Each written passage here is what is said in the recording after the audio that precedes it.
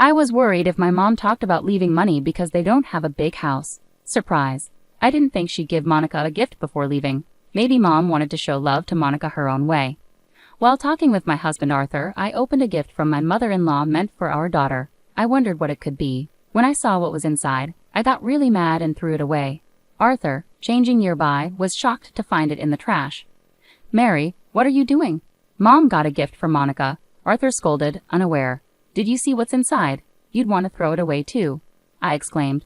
Arthur looked puzzled, then retrieved the bag from the trash to see for himself. "You must be joking." "My name's Mary, and I'm a 30-year-old stay-at-home mom.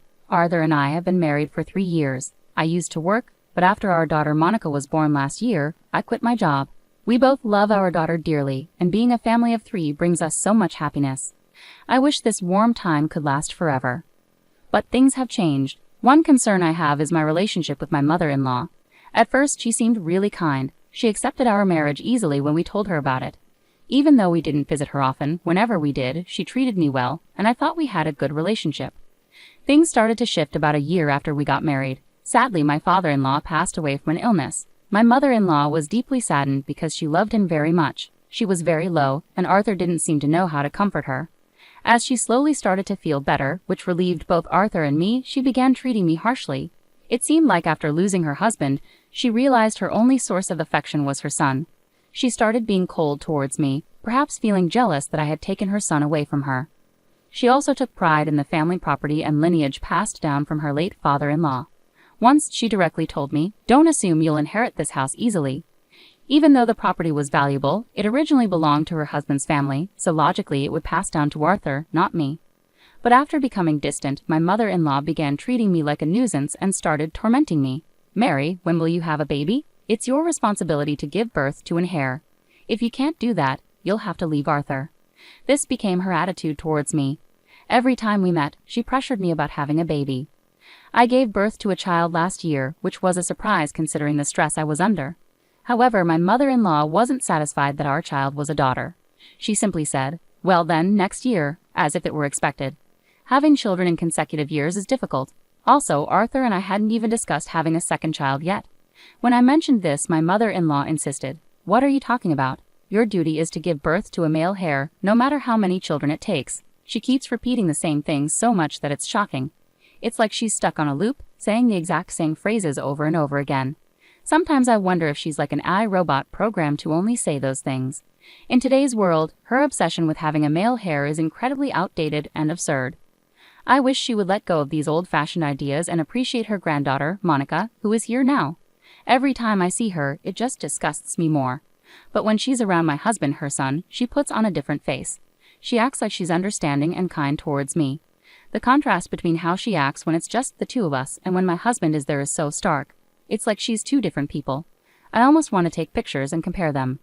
No matter how well she hides it from my husband, her awful treatment of me, her daughter-in-law, raises serious doubts about her as a person. Doesn't she think about the possibility of me telling my husband about how she really behaves? Or does she believe she can keep fooling him forever? Throughout my pregnancy, she relentlessly harassed me, causing a lot of distress.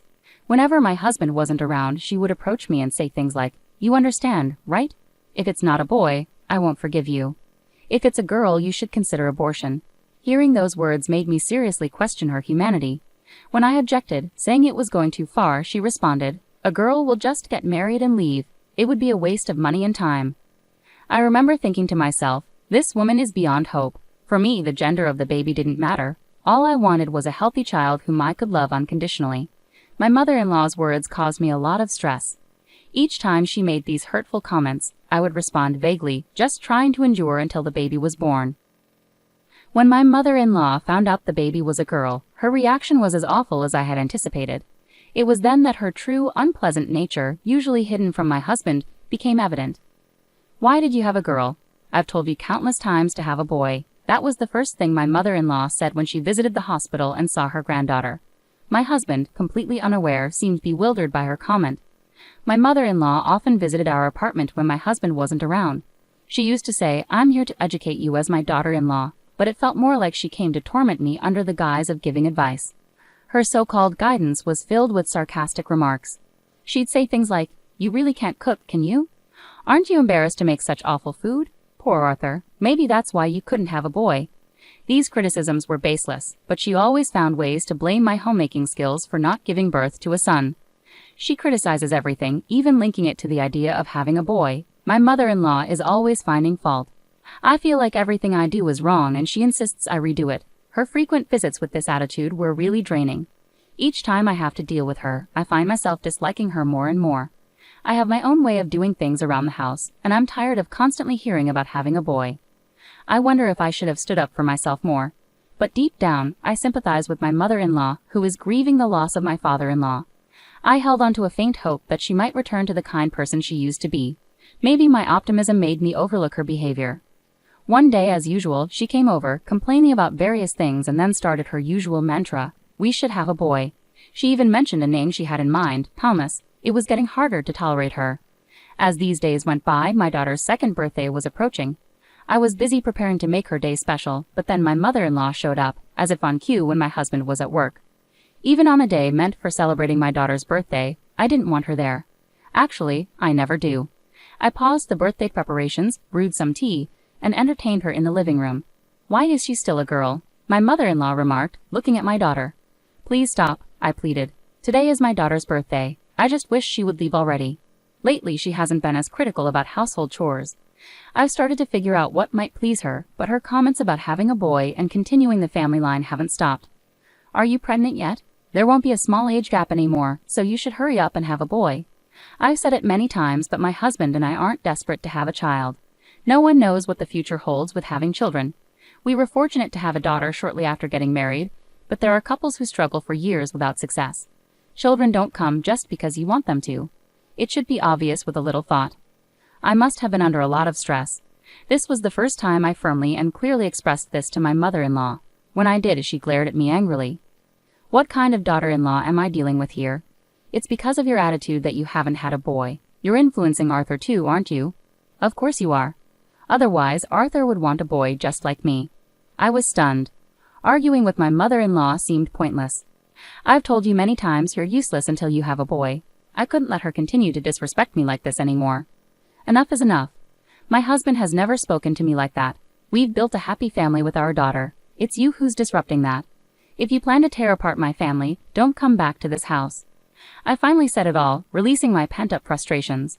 My mother-in-law listened, her fists clenched and hands shaking as if she wanted to retort. But just then, Arthur arrived home. Immediately, her demeanor changed. Arthur, welcome home, she greeted him warmly. I was disgusted by her sudden shift. Mom, I didn't know you were here, Arthur said. Yes, but I'm leaving now, she replied curtly. No, wait, I forgot. This is for Monica's birthday, she added, handing me a paper bag. Huh, was all she said before leaving with a smile. Arthur and I were left bewildered. Was Mom all right? He asked. We were on the verge of a fight, but then you came back. I've been venting about my mother-in-law to Arthur for a while now. At his request, I recorded and played back our conversations. His reaction was, "This is terrible." Later he said to me, "If Mom does something outrageous again, let me know." He's been supportive of me, and that brings us to today. I recorded my interaction with my mother-in-law today and played it for Arthur. Well, you two really had a disagreement. You might be in trouble if she brings up inheritance issues, especially since they don't even have a big house. But I didn't expect her to give Monica a birthday gift when she left. Maybe Mom is trying to show affection for Monica in her own way. While chatting with Arthur, I opened the present from my mother-in-law meant for our daughter. I was curious to see what she had given us. With a little excitement, I checked the contents of the gift, but I was instantly filled with anger when I saw what was inside the box. What on earth is this? I exclaimed in frustration and threw the gift into the trash. Arthur, who was changing clothes in the room, was surprised to see the gift in the trash. Mary, what are you doing? Mom went out of her way to buy a gift for Monica. That's too much, he scolded me, unaware of what had happened. I knew Arthur would understand once I explained. Did you see what's inside? You'd want to throw away this kind of gift too. It's unbelievable, I told him, frustrated. Arthur looked puzzled, then retrieved the paper bag from the trash and looked inside. You're kidding, right? He said in disbelief. The gift from my mother-in-law was beyond belief. One item was a stack of adoption papers, suggesting she wanted us to give up our daughter. The other was a virility drug, seemingly pushing us to try harder to have a boy. Even Arthur was shaken by her audacious actions. "This is too much," he muttered quietly, pocketing the car keys and heading for the door. I followed Arthur, holding our daughter tightly. We drove straight to his parents' house, seething with anger. Neither of us spoke during the drive, but we shared the same intense emotions. Soon we arrived at his parents' house. Arthur opened the door without bothering to ring the bell and walked in. I followed him inside. In the living room, my mother-in-law was casually sipping tea. "Oh, you're here. Weren't you celebrating Monica's birthday?" Her nonchalant demeanor implied that the gift she gave was no big deal. In a tense voice, my husband asked, "Mom, what's the meaning of this gift you sent?" His voice was clearly filled with anger. Unfazed or perhaps unaware, my mother-in-law chuckled smugly. "I thought it was time to seriously consider having a son. You said you weren't planning for a second child, right? If you give up your first child for adoption, you'll have a reason to try again." "That's absurd. Suggesting we give up our precious daughter for adoption just to have a male heir. You should understand your responsibility as the only son of this family." It seemed my mother-in-law had run out of patience, revealing her true beliefs even to her son. Gently yet firmly, my husband responded, "I see. So that's how you think, Mom?" "Yes, exactly. You need to have a son to continue the family line." "Enough of that. I love Monica and I love Mary. Isn't it more important to have a family bonded by love rather than just lineage? I've always valued you as a parent who shares our blood. Please take care of Monica as well." Even considering giving her up for adoption is completely out of line, my husband said firmly to his mother, his anger tempered with gentleness. But it seemed his kindness went unnoticed by my mother-in-law. "Ah, I see. You don't understand me as well as I thought you did," she responded. "There's no point in having a girl. Eventually she'll marry into another family. It's your duty to continue our respected family line," she continued, unmoved by his words. My husband relaxed his fists. "It seems my words won't reach you anymore. If this house and lineage mean so much to you, then why don't you take care of them all by yourself? I won't stand in your way."